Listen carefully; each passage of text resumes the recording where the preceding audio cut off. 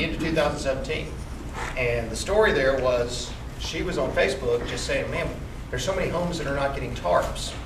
We need to do something. And all of a sudden people start bringing tarps to her house. She's like, what am I supposed to do? And so they built an organization out of that, put tarps on there, and now that's morphed into getting roofs, which the whole ceilings concept covers that. She was an English teacher, y'all.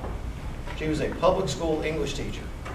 And then this organization started at the end of 2017, and there's so much to do, and they've raised enough funding that she's full-time and works at TPMG and just coordinates. All the money that provided the materials for the roof that we worked on, our church didn't give that.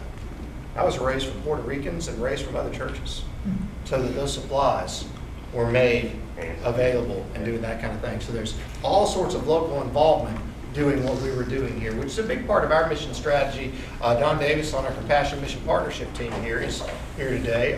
One of our big things in our Compassion Mission Partnership church-wide mission strategy is we want to be partners. We don't go places to do things for people. We go to places to do things with people.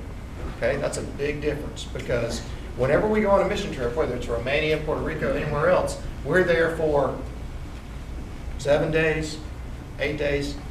Our job's got to be able to encourage other folks to continue doing the stuff 365, right? We can't be there all the time, so it's great to be able to partner with folks. I have a couple brochures from them. If you'd like to read more, you can choose to read the Spanish or the English sections of the brochures. That's completely up to you. And if you feel led to donate to them, they have pretty much any way to take it, any credit card and PayPal. So a couple of things pre-trip, we got these pictures. Robert Mann, you know, he's such a good soul. He was willing, before we went, he was willing to go on a cruise with his wife that stopped at the port in San Juan. And Pastor Jesus picked him up and took him, and they went to TPMG and got some instruction about how we're going to do it. We even got an idea of which house we're going to work on. So he got to meet everybody a little bit beforehand. And that, I mean, you don't find that level of commitment from everybody, folks. I mean, being willing to go on a cruise to get this kind of stuff started in the right direction. So these are some pictures of the house we're going to work on before we got there, a couple weeks before. It's got a damaged roof. You can see it's still got some roofing up there, but it's got a damaged roof and didn't qualify for FEMA, okay? Something we need to understand. Lots of homes that were damaged in Puerto Rico, and by lots, thousands. At this point, when Morales was talking to us, there's still 37,000 houses in the area that they're working in that don't have roofs, okay? That's a lot of houses. Many of these houses did not qualify for FEMA grants. Why?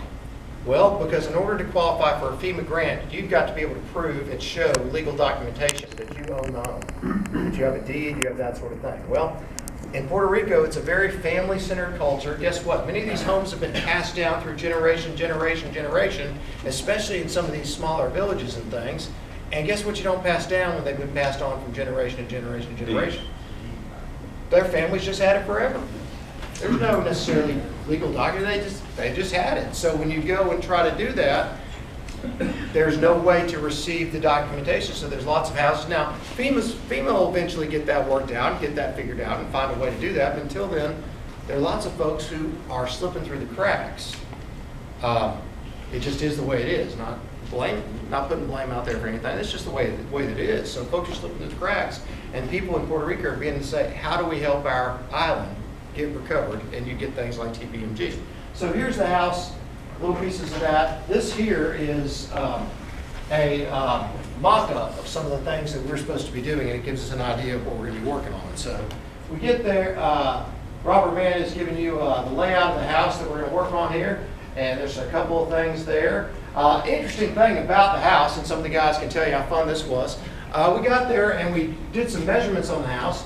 The house is 35 feet wide in the front. So 35.8 feet. Robert would get on me if we weren't specific. Wide in the front. Now, interestingly enough, it was 34.8 feet wide in the back. Okay, where I come from, I don't know a whole lot, but that doesn't sound square to me, just saying, okay? It was 36 feet from the kitchen to the back wall, plus the 35 by 9 front porch there. So the interesting thing we had to figure out was 35.8 feet to 34.8 feet. This house has got its own kind of dimensions, so you see how that kind of works a little bit there. This is the some of the family. This family all lived on the same compound neighborhood there, 6 houses. Now, we drove through, getting lost the whole area of 600 houses or so. That was fun.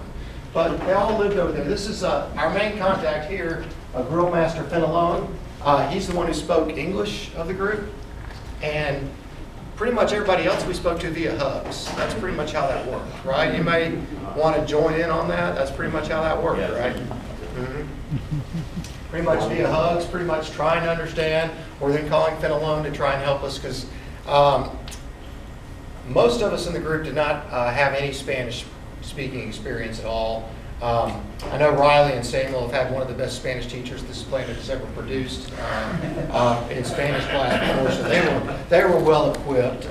Kelly had some Spanish background, and we all had a little bit here and there, but thankfully Fenelon spoke excellent English, and we were able to get through. These folks, you can see, they cooked for us, they took care of us, they did all sorts of things, just really served us. So this is the information, all the information that we were furnished for the project. Build a roof like this, okay? And you get all these materials. Simple, right? Build that onto a house with those materials. All right. Now, most of you guys are good fix-it guys. Y'all can handle that, right? Good. Excellent. We'll sign you up for the next one. All right. So when we got there, this is what we got. Okay? No roof. Everything on the roof has been cleared off. And so you remember that little diagram on that little napkin there? That's what we have to do on top of this roof. There are a couple of problems. That diagram assumed that the whole house was the same size. You remember? 35 feet, 0.8, 34.88. Okay, so it wasn't the same size. Also assumed a couple other things. It also assumed that this house had structural pieces through the middle of the house to hold up the roof. Do y'all see those? No. Okay, they're not there. All right. It also assumed that all the wood was the same size. It also assumed before we got there, the roof was done and we were putting a 10 piece of metal on top of the roof. We were doing roofing, not structural. Not structural. So Well, yeah, there's that little piece too. we Yeah. showed up and didn't see anything on top. I was like, I don't know what to do. I would, if it would have been me, and I would have had the most knowledge, trust me, I don't. But if I would have said, you got something we can paint? You know, because I can't do anything with this. And thankfully, God had the right people there that knew how to take nothing and start with it. So that was the first miracle. Well, there were many miracles, but that was the first one. Trust me. We learned a lot of flexibility there because Joey said it very clearly. You know, our real thought was we're going to show up and they're going to be rafters and we're going to be covering them up with plywood and then putting the tent on top. Okay, that's really what we thought we were going to be doing. So when we drove up and we saw this, I'm going around, what's the big deal? Because I don't know how to do any of this. And you know, We actually thought we might have had the wrong house. It's not the house in the picture. We were trying to decide, is it not? If I understand correctly too, we were expecting the team before us to do the woodwork, and Yeah. all they did was take down the woodwork that had been there. right, yes. Mhm. So They were behind us like we were. So the first day became a day of progress and re-engineering and rain. Thank you. Yeah. Re-engineering, progress, and rain. So actually, the first day we got there, we saw the house and we went to the warehouse, loaded up with all the tools and things we thought we would need. We went and we worked the first day, and then it rained for the rest of the first day, so we went home, we showered up, and we said, you know what? Let's go get coffee. So we went to the gas station, which is where everybody goes to get great coffee, right?